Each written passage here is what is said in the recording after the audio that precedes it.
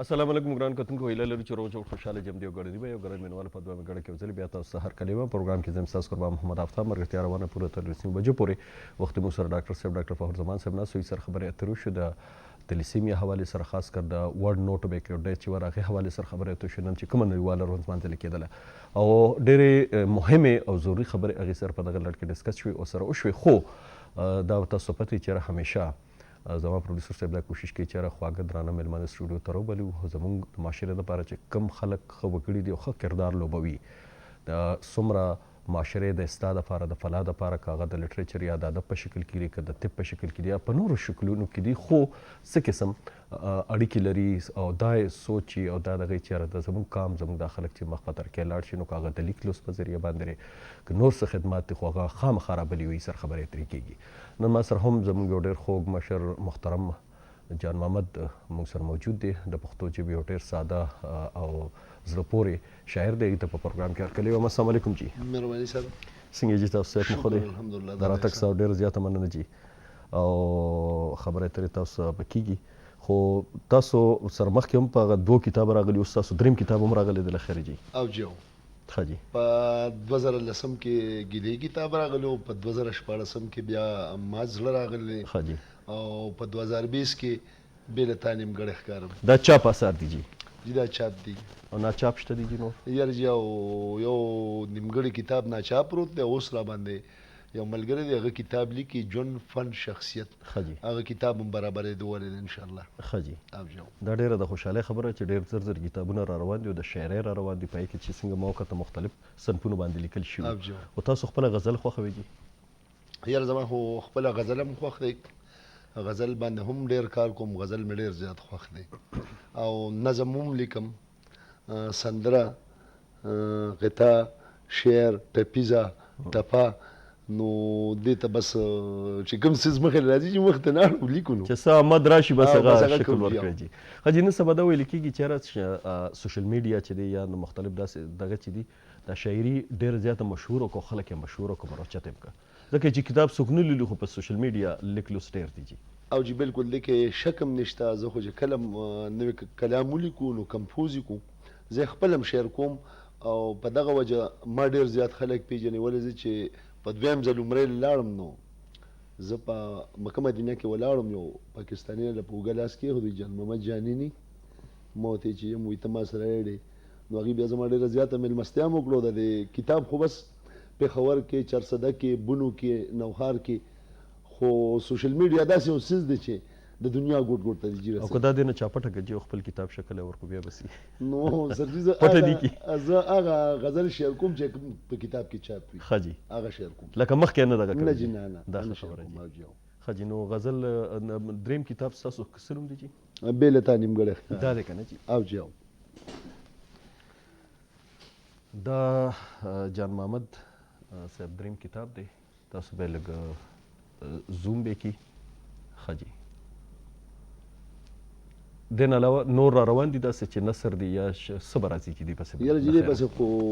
دغه کتاب را باندې لیکلي کېږي دا به راځي او انشاءالله که ژوندي وو او ژوند وفا وکړه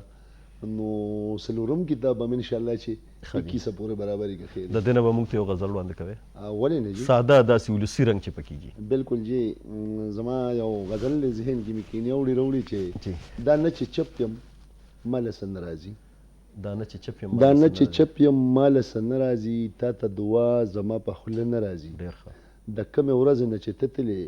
دلته مېرګاټو له واړه نه راځي ډېر ښه د کومې ورځې نه چې ته تلې د کومې ورځې نه چې ته تلې دلته مېرګاټو له واړه نه راځي مېرګاټي به بیا دې ته ایکسپلین او راته یې وې نوره به نه جاړمه راته یې وې نوره به نه جاړمه زما به اوښکو کې رانجه نه راځي او بې وفایي زه هم کولی شمه خو دغه چل د تا نه ښه نه راځي ډېر ښه او هلته کې هیڅ نه وي د مینې سامان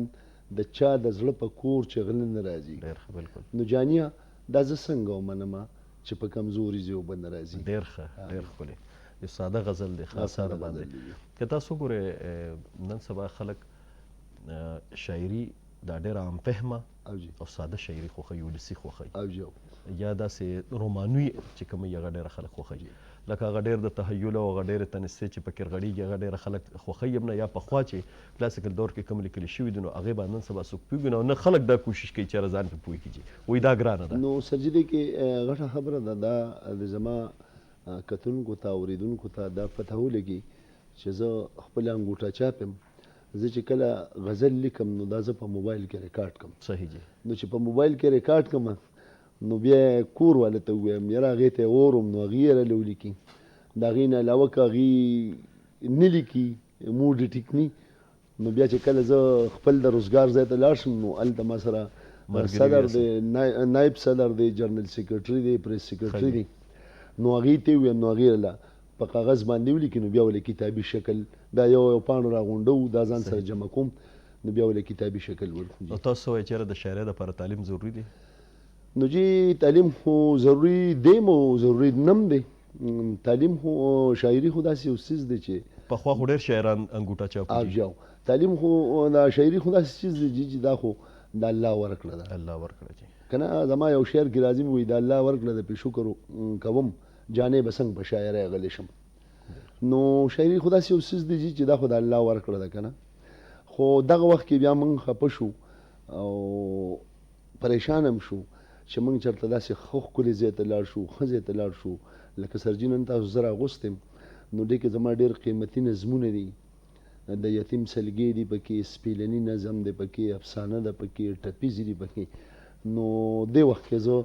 د تعلیم کمې محسوسوم. ماته چې کم یاد دي نو خو به زه زباني ویم دا درې او د دریو څلورو کتابو به څومره تاسو یاد ساتئ؟ او زه به څونه یاد ساتم. نو داسې وخت کې بیا خفه شو یا چېرته په سټیج چېرته دروند پروګرام وي، غټ پروګرام وي نو زموږ ملګري کتاب راوالي په پلانکې څپه څوک د غوښتنو کې په پلانکې څپه دا پلانکې غزل دی یا دا پلانکې نظم دی دا ووایه. نو چې ما ته ووایي نو زه یم یاره په دې به ته سوري ویم چې زه خو ویل نشم کولی او ما ته چې څه یاد مې زه به درته ویم جي. دا غټه خبره ده جي. ښه جي د تاسو څه وایئ چې یاره غزل شو یا تاسو وایئ چې یاره ټپه، نیمکۍ، چاربیته او نثر یا ډرامه باندې داسې سوچ لکه خامخا لیکوال سړي چې نو هغه هر طرف ته قلم ګرځي لیکل کولی شي. سرجي دی که ما یو په دې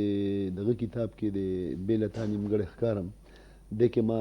یو افسانه لیکلې ده د آفتاب په نوم قرباني. صحیح جي. ډېره ښایسته افسانه ده او داسې افسانه ده چې ډېرو ملګرو مې کتلې ده نو زما په وړاندې ورته ژړلي دي. صحیح جي. او نظمونه مې هم داسې دي چې زه هم د کمزوري زړه سړی چې دی نو هغې هم نشي کتی ولې چې زما عوامو سره روزګار دی. زه د بازار صدر یم او د داسې بازار صدر یم چې سردریاب د بازار زه د مجد فروش صوبایي صدر یم. نو هلته ډېر زیات یتیمانان هرڅنګه خلک به راځي. یتیمانان ما سره زیات دي په سردریاب کې. څوک ګاډي لمبوي، څوک سپیلني لوګي کوي، څوک څه کوي، څوک څه کوي. زیات تر خلک معذور هم ورته راځي. نو چې دغه څیز ته زه ګورم نو زما هغه احساسات او هغه درد دا رالړزېږي. نو زه یم چې زه داسې څوکم دې کې یو نظم دی سپیلني ما په عایشه یو ماشومه ده په هغې باندې مې لیکلی دی. نو یو ډي سي پي صاحب راغلی و هغه وکت نو په ژړا شو. نو ما ته وایي چې یار جان محمده ما چې جي وایي چې عایشه را پیدا کړه داسې یو ماشومه ده. عایشه مې ولې راوسته په پوخ پیبلی و سر یې داسې ګډوډ و. نو چې راغله نو هغې ته یې چې وله بچې صرف په دې نظم ما ته ته 5000 روپۍ درکړي. نو بس دغه څیزونه دي. نو سردریاب خو داسې یو ځای دی چې که زیات خلک ورته سیل کوونکي هم راځي خو زیات تر خلک ورته داسې راځي چې هغه نیمګړي وي، د چا پلار ني، د چا مور ني، چاته روزګار په دغه راځي، تلاش راځي او خامخا نو هغه چې موږ سره ملو شي زموږ په غړه کې درد شته. او شاعر سړی خو اسم دی د زړه نه کمزوري وي او زړه دردمن وي. نو چې دی په خپل دردمن وي نو بل درمن سړي ته دی نشي. خجي دا راته وایي ادبي هلې ځلې څه روانې دي هغه کېږي څه داسې غونډې کېږي هغه کېږي شاعري کېږي؟ ادبي هلې ځلې خو داسې دي چې محمد ارشد خان سابقه ایم پي اې چې کوم دی په میاشت کې ډېر ښه لیکوال دي. ډېر ښه لیکوال دی جي. نو په میاشت کې یو مشاعره کوي نو په هغې کې د اسلام آباد نه هم کسان راځي، د کوواټ نه هم راغواړي، د چارسدې نه خو زیات تر پکې. نو دغه والي سره به دغه ووایم چې موږ چېرته مشاعرې ولرو زما اوسګارېدل نشته. نو هغه د ارشد خان ځای ته ځم د شپې د 9 نه وروسته وي. نو که هغه د شپې د 3 بجو پورې او که 2 بجو پورې او داسې نور ډېر زیات ملګري راشي میسیجونو کې ټلیفونونو کې خو موږ سره هغه وخت دونه نه چې را لر بر پورې مشاعرو تاسو خپل ځاني څه خوښوئ لکه څه تم ډېره تبه کېږي غزل تم کېږي غزل مو خوښ دی نظم مو خوښ دی یا داسې آزاد نظم مو خوښ دی ټپه چاربیته نیمکې څه شی مو خوښ دي یاره سرجي زه خو چې کوشش کوم نو زه غزل لیکم او هغه غزل لیکم چې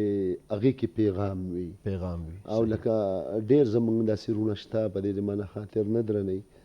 څوک نتکی دی یو څوک پتاسه یاد دی یو څوک امرسه یاد دی یو دا څیزونه زما خپل ځاني نه دی خوښ زه هم هغه غزل ولیکه چې په هغې کې د پښتو هغه کلتور وي زاړه وختونه دغه حاجي فرمایش شو د یو بل غزل داسې ولسي رنګ جي دغه جي داسې ما ته هم داسې یاد و چې خو زما را ذهن نه وتېري ښه شعرونه پکې خو یاره جي داسې یو غزل راته بل را یاد شو وی کله جل کله سره شي جانان کله جل کله سره شي جانان کله جل کله سره شي جانان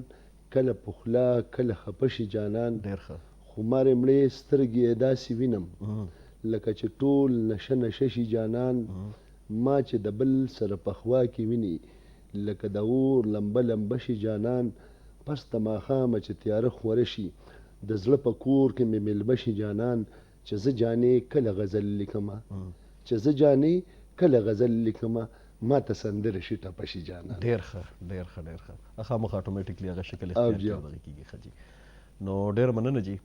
او دا ده چې متاثره د چا نه چې لکه په شاعرۍ کې یا په لیک کې داسې لکه خامخا اوس که ما نه تپوس وکړې نو زموږ هم د متاثرتیا خلک شته چې چا نه به زده کړې کوو که نه څوک به لارښود یاره جي زه خو دا سوال خو ډېر عجیبه غوندې دی ښه جي خو زما شاعران خو ټول زما استادان دي چې کم لیکونکي دي کم زمانه مشران دي نو هغه زما استادان دي زه ټول نه متاثر یم خو داسې یو شاعر هم نشته چې زما زړه ته راکوز شوی دی چې یاره بس د ده دا لیک چې دی دا په ما باندې اثر کوي او زه یم چې بس دی راته وایي نو داسې او ډېر خلک چې چا نه متاثر شي بیا هغې پلونو باندې روان هم شي نو دغه څیز نشته ولې که ما سره شاعران ناست دي نو ډېر شاعران داسې دي چې لکه هغې کتابونه ګوري هغې مشاعرو له ځي هغې کې لکه اوس ته شاعر او ته غزل لیکې نو زه به د هغې په هغه ځمکه غزل ولیکم نو دغه څیز ما کې نشته او نه زه په دغې خبرو پوهېږم زما یو غزل نو یو ډي سي پي صاحب دی غالبا اوس هم په پېښور کې دی نو هغه ماته کال وکړه چې جان محمد صاحب ما چې جي سر وی چې دا خو تا زما په ځمکه لیکلي نو ما ورته چې سر جي